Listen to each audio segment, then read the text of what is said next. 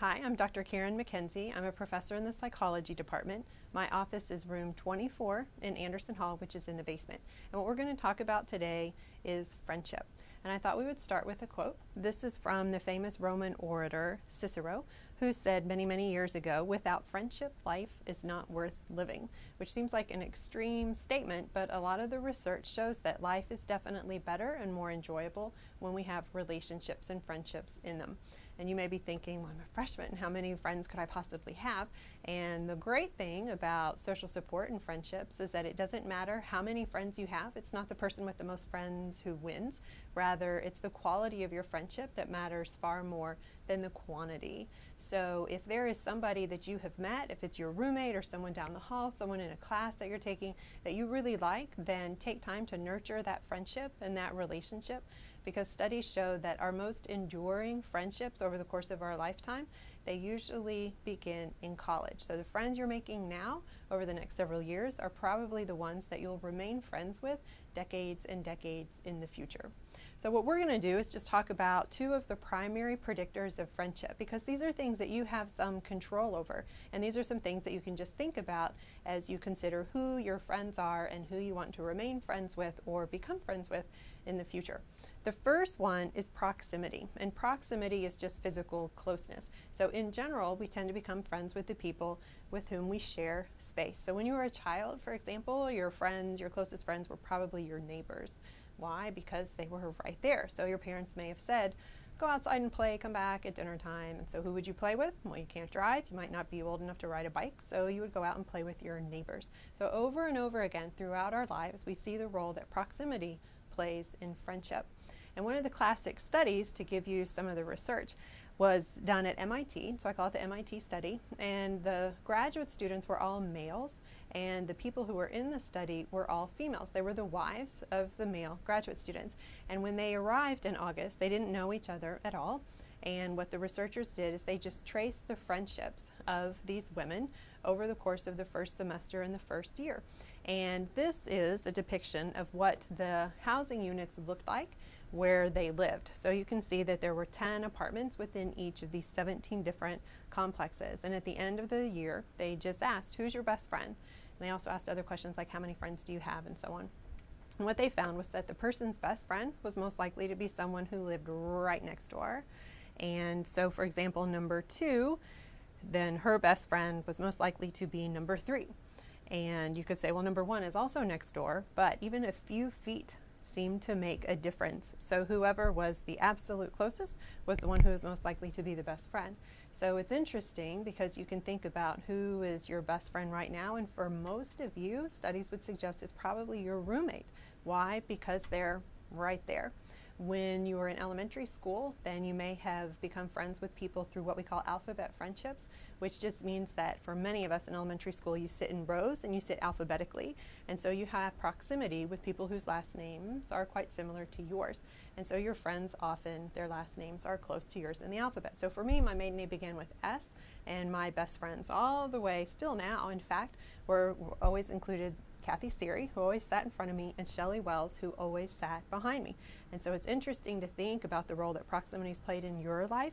And so I think, gosh, if my last name had begun with a B, maybe I would have been friends with Tammy Brown or somebody else. And so you can think about how maybe proximity has played a role in your life. And there's several reasons why proximity matters. One reason is convenience. It's just easier if you're friends with someone who's right there. You don't have to put in a lot of effort or a lot of time. You don't have to make plans. You just look around. You want to go to dinner? Ask your roommate. They're right there. Or ask somebody who's right down the hall. So it's just more convenient when you have friends who are really, really close. This is one reason, for example, why with romantic relationships, long-distance relationships rarely work out. I know that's discouraging for some of you to hear, but one reason for that is because you lose that proximity. And it's just not the same to get a text that says, I love you, compared to if you're with that person, you can look right in their eyes and they say, I love you, directly to you. So long distance relationships are not doomed to fail at all, but they are harder because you lose that very important predictor. Another reason why proximity matters is familiarity. And a lot of this research is based on Robert Zience's, he's a social psychologist, his research on mere exposure. And what the mere exposure effect says that by merely being exposed to something or someone, then we tend to like that thing or that person more over time. And this is true for buildings. We find buildings more appealing the more we see them, the more we pass them. This is true for random Chinese symbols that have no meaning to us, but the more we see them, the more positive we think the words are that they represent. The same with Turkish words, the same with songs. First time you hear a song, you think, oh, that's a pretty good song. You hear it again, you say, kind of like that song. And then you hear it 50 more times over the next month. Next thing you know, it's your favorite song. Why? Partly because you have merely been exposed to it. So the general idea behind mere exposure is that we don't like new things. We like routine, we like stability. Even spontaneous people like predictability and controllability in their worlds. And so when something is new, then we often don't like it because we're uncertain about it. It could be dangerous, it could be a threat, it could be unpleasant, we just don't know. However, the more we're exposed to it, then the more we realize, oh, this is not a threat, but rather this is something familiar, therefore it must be something good. And this also applies to people. So the more we see a person, then the more we tend to like them, the more positive our feelings are in relationship to them. And this is true even if you never interact with that person. So one example of a study that was done I call the college class visitor study.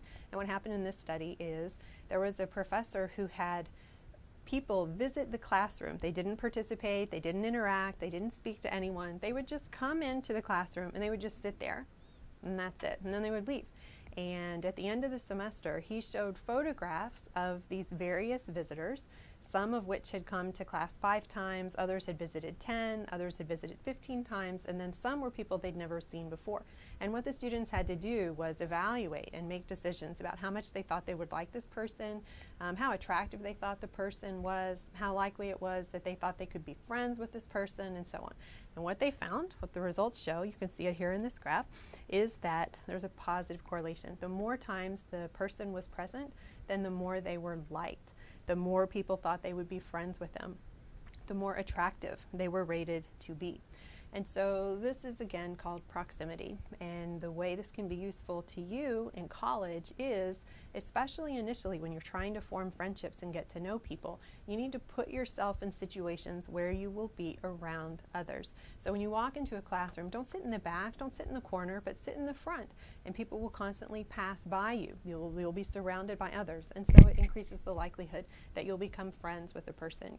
Go to the grill to eat, stay in the grill.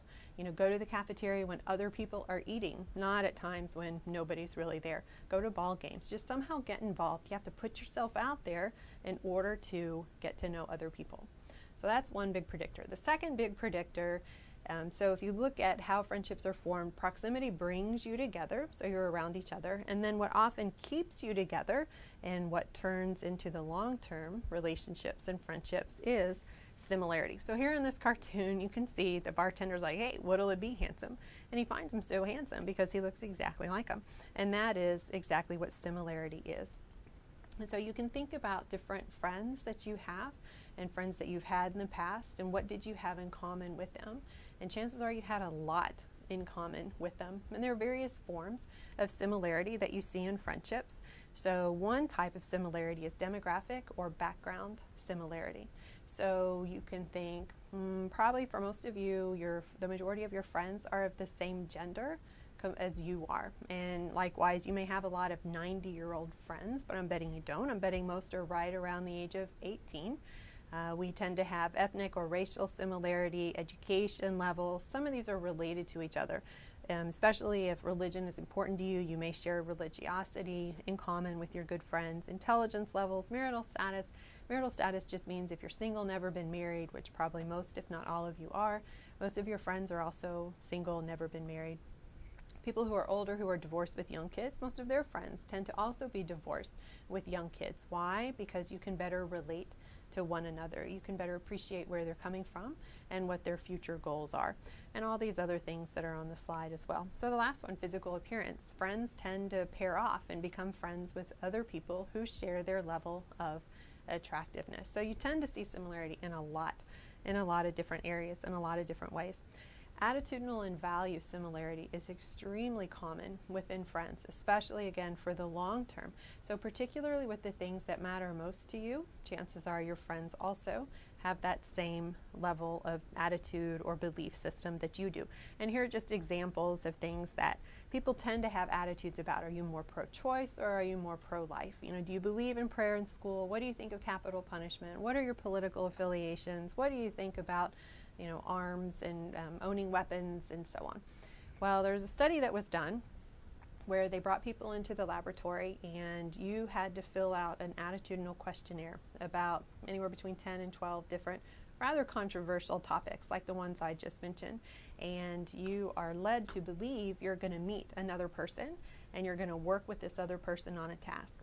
So you fill out your questionnaire expressing your attitudes, and then the person in charge of the experiment, the study, they come and they say, okay, we're going to switch questionnaires. And so they take your questionnaire and they walk off with your questionnaire, and they come back a few minutes later with another questionnaire. And of course you think that's the questionnaire of the person with whom you're going to be working, but it's not. But you don't know that. What it actually is the experimenter who read your questionnaire, looked at what you believed, and then made up a questionnaire for this other person. And sometimes you would get back this other person's questionnaire and you would have nothing in common with them. Other times, half of your attitudes might be in common with them, or 3/4 of the attitudes would be similar, or the majority of your attitudes would be similar. So you get the questionnaire back of this person you're supposedly going to be working with, and first you answer questions right after you read it, and you have to decide, you know, how likely would you become friends with this person? How well do you think you'll work together? How much are you looking forward to meeting this person was another question that they were asked.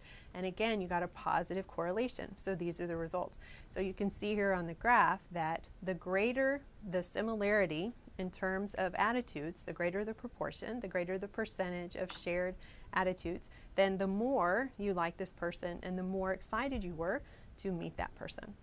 So you can never actually have too much in common. Similarity is always a strength within a relationship. It doesn't get old, it doesn't get boring, it doesn't level off or plateau over time. So similarity is always, always a strength.